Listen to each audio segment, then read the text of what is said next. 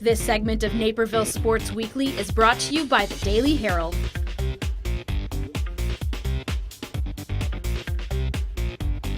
We are here in Neuqua Valley with girls volleyball head coach Kelly Simon. Thank you for joining me. Sure, glad to be here. Now you guys are getting off to another nice start, coming off the Bennett Invite tournament. What did you like to see from your team in that tournament?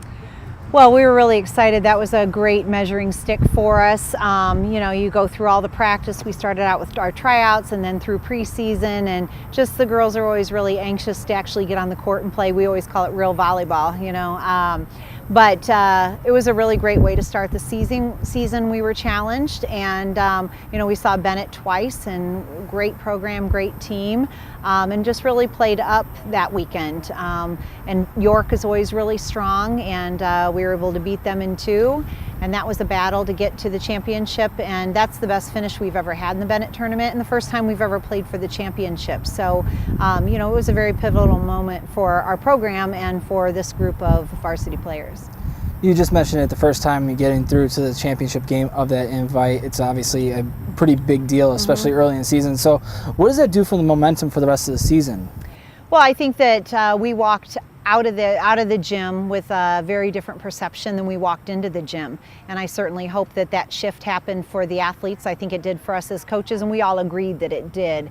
We went in with a lot of uncertainty, and we don't know what the season holds. We're just going to have to see. There are a lot of variables and a lot of things that can happen and a lot of unforeseens, and we know that. But I think that it was a really good meter for where we are, at the start, and the growth that we need to show as we continue to practice and continue to compete. Does that start from last year and the way that the team finished, making the run you guys did in the playoffs, getting the first regional championship in the program's history? Yeah, I think that we've always had a strong program, and we've always had great leaders in the program. And when those great leaders leave and go on to play college ball or just travel on to college and choose not to play, we always seem to have kids that fill those shoes and fill the leadership positions. We once again have 9 seniors, same as last year, just different kids. And right now we have 15 on our roster. We had an injury with one of our seniors a couple of weeks ago. We actually have a freshman filling that position.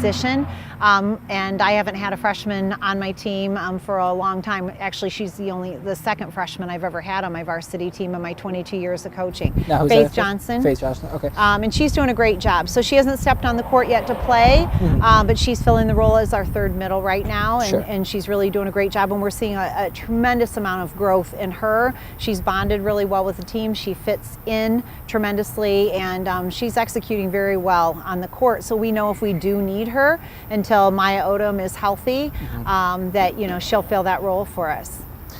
Continuing with your team now this year, Maria Mayhew, she's also switching positions from last year, right side to now one of the setters. So what's the difference in positions, I guess, and how has she been filling in? Well, we ran a 6-2 last year with Cora Calling as one of the setters, and then one of our seniors who graduated, so that opened up that position. Maria actually was our starting right side last year, and she also DS'd at the beginning of the season for us to kind of fill a position, and was very versatile. And then during her club season, they actually turned her into a setter. She had never set before, and she ended up running a 5-1 throughout the club season. And so our first time we even got to see her as a setter was during tryouts, and she really did a great job, and she and Cora are both running a 6-2 and then hitting in the front row when they rotate for those 3 rotations, and that's working really well for us.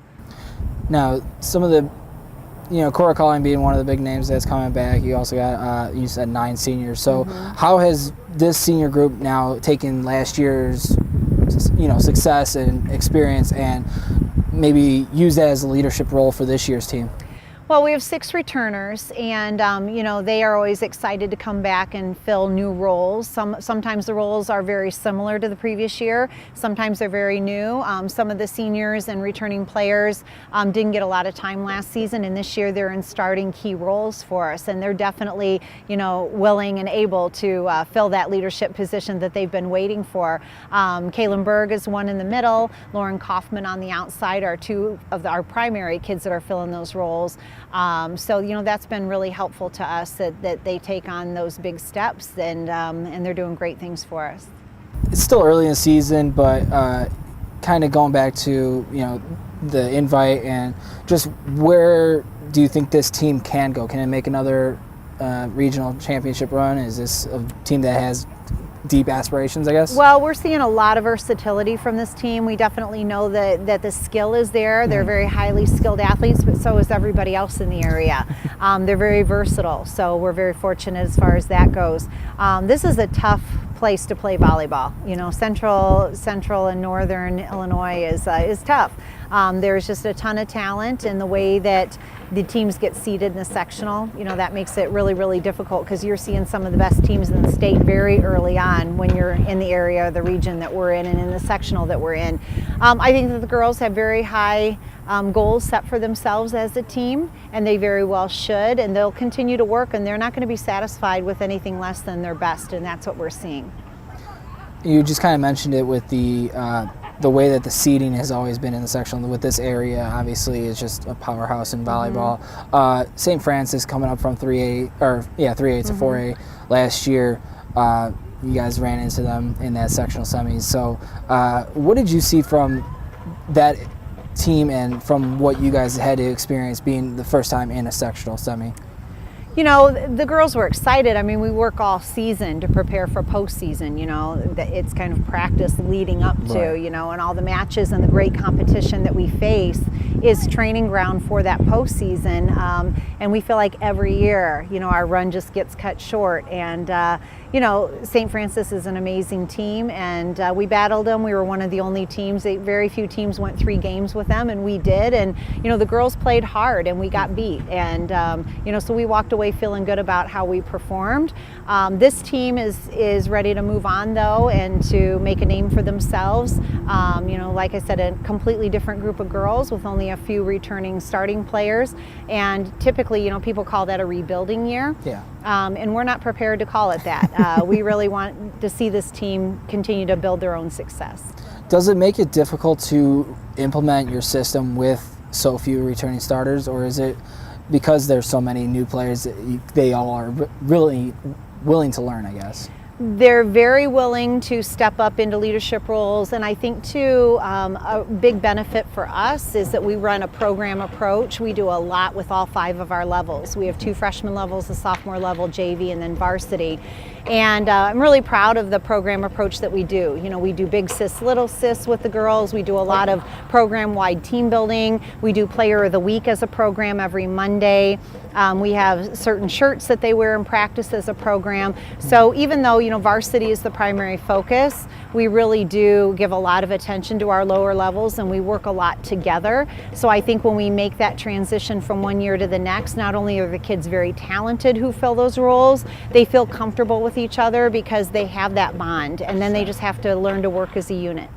Kind of touched on it with the shirts in practice there. I saw the all-in shirts here for the varsity team. What are those? What does it mean, I guess? Well, that's actually a school-wide initiative this year, and all activities, all sports, we all decided to be all in to try to build school morale, school spirit, supporting each other. And so all the shirts are the same except for the message on the front, whether it says volleyball or marching band or, you know, I teach physical education or English. You know, the teachers have them. Anyone who's in an activity has them. Anyone who's in a sport has them. So it is a school-wide initiative, and every Friday it's always been tradition for our program that we have a Navy program shirt. And so this fit in well that it was a Navy shirt.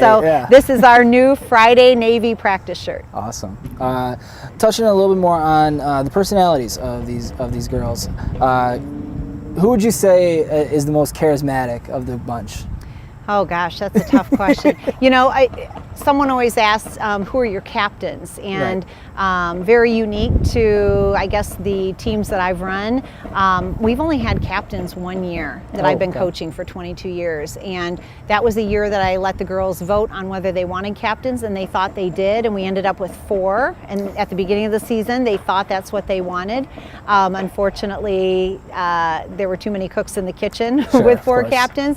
And ever since since then, the athletes that were a part of that team said, you know what, we all have leadership qualities to contribute, and we are all leaders in our own way, and we just need to learn how to lead and learn how to receive and work together as a team. And so we've always just kind of made the team pack that we're not really going to have set captains, but everybody's going to take on different styles of leadership roles, and we're going to learn to feed off of each other in that way. Okay. Well, Coach, I wish you luck for the rest of the season. Thank you for joining me, and again, good luck the rest of the season. All right, thank you.